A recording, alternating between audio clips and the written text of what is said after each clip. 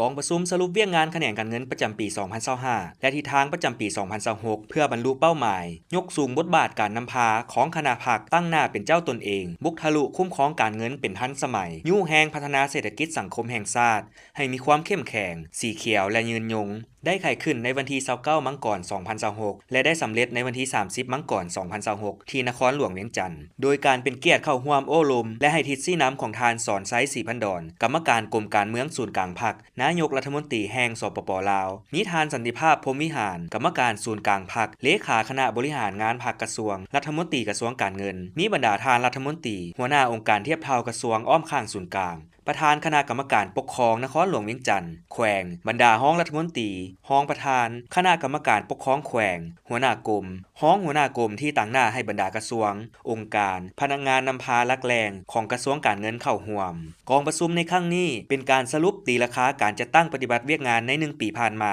เพื่อซอกให้เห็นด้านดีอันพ้นเด่นที่จะต้องเสริมขยายด้านดีด้านอ่อนข้อคงค้างที่จะต้องปรับปรุงแก้ไขและบทเรียนที่ถอดถอนได้ในการจัดตั้งปฏิบัติเวียกงานตัวจริงเพื่อเป็นบอนอิงในการจัดตั้งปฏิบัติแผนงบประมาณแห่งรัฐประจำปี 2026ให้มีมากคนดีกว่าเก่าทั้งรับประกันความสอดคล้องและกลมเกี่ยวแน่ใส่บรรลุเป้าหมายและคาดหมายสู่สนที่วางไว้ตามที่สร้างเศรษฐกิจเอกราชเป็นเจ้าตนเองสอจ.โอกาสนี้ท่านสันติภาพพรหมวิหารได้รายงานผลของกองประชุมสรุปเวียกงานการเงินประจำปี 2025 และทิศทางประจำปี 2026 ซึ่งกองประชุมได้เห็นดีเป็นเอกภาพต่อบทสรุปการจัดตั้งปฏิบัติแผนพัฒนาเศรษฐกิจสังคมแห่งชาติแผนงบประมาณแห่งรัฐประจำปี 2025 และทิศทางแผนการประจำปี 2026 ในนั้นการปฏิบัติแผนงบประมาณแห่งรัฐประจำปี 2025 รายรับปฏิบัติได้ประมาณ 79,307 ตื้อกีบเท่ากับ 114% เกินแผนประมาณ 9,507 ตื้อกีบมติสภาแห่งชาติดัดแก้ 69,800 ตื้อกีบเท่ากับ 18.61% ของ GDP ในนี้นครหลวงเวียงจันทน์และทุกแขวงสามารถเก็บรายรับเกินแผนเป็นปีที่ 3 เคียงคู่กันนี้เป็นการจัดตั้งปฏิบัติเวียกงานปี 2025 แขนงการเงินได้วางทิศทางและแผนการปี 2026 โดยซูมใส่การสุกยู่รวมยอดผลิตภัณฑ์ภายใน GDP ให้ขยายตัว 5.5% ขึ้นไปในนี้แขนงกสิกรรมขยายตัว 4.6% แขนงอุตสาหกรรมขยายตัว 5.1% แขนงบริการขยายตัว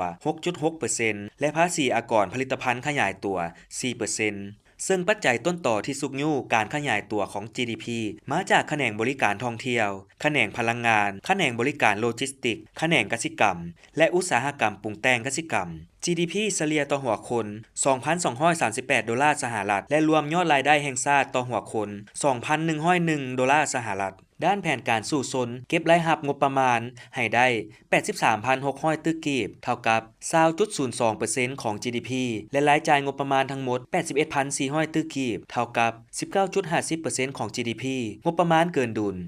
0.53% ของ GDP อัตราเงินเฟ้อให้อยู่ในระดับเฉลี่ย 5%เน่งติงบวกลบ 2%พร้อมกันนั้นได้พร้อมกันรับฟังการเผยแพร่บรรดามตินำรัฐนิติกรรมการรายงานและประกอบคำเห็นต่อบรรดาปัญหาต่างๆที่สำคัญและบรรดานิติกรรมต่างๆแนะนำบางหน้าเวียกให้บรรดาแขนงการศูนย์กลางและท้องถิ่นเพื่อเฮ็ดให้การจัดตั้งปฏิบัติแผนงบประมาณแห่งรัฐมีประสิทธิผลและสอดคล้องกับเงื่อนไขตัวจริงเพื่อเป็นบ่อนอิงในการจัดตั้งปฏิบัติแผนพัฒนาเศรษฐกิจสังคมแห่งชาติ5ปีครั้งที่10และแผนงบประมาณแห่งรัฐประจำปี 2026 โอกาสดังกล่าวท่านสอนไซศรีพันดรได้โอ้ลมให้ทิศซี่นำต่อเวียกงานแขนงการเงินต้องได้เอาใจใส่บุกบืนและตัดสินใจสูงตามทิศหันเปลี่ยนใหม่อย่างแข็งแรงเลิกเซิงและรอบด้านในการจัดตั้งปฏิบัติแนวทางนโยบายของพรรคโดยเฉพาะการพันขยายมติว่าด้วยการสร้างเศรษฐกิจเอกราชเป็นเจ้าตนเองในระยะใหม่สามารถยัดได้ผลสำเร็จสู่ซนหันเป็นทันสมัยการจัดเก็บรายรับขยายฐานรายรับภายในเพิ่มขึ้นในแต่ละปี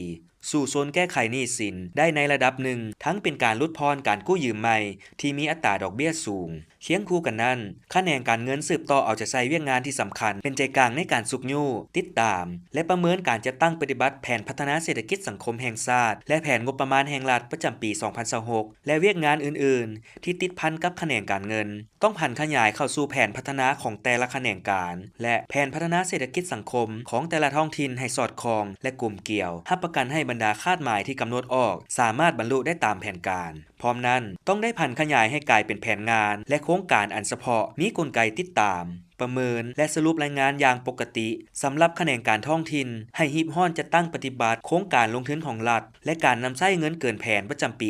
2025 เพื่อเป็นการกระตุกสุกยู่เศรษฐกิจแต่หัวทียกสูงเวียกงานด้านงบประมาณการแบ่งขั้นคุ้มครองและเวียกงานอื่นๆที่ติดพันกับแขนงการเงินให้มีการมอบเข้างบประมาณอย่างถูกต้องและสมทบแขนงการอื่นที่เกี่ยวข้องอย่างเป็นเจ้าการตามทิศสอจ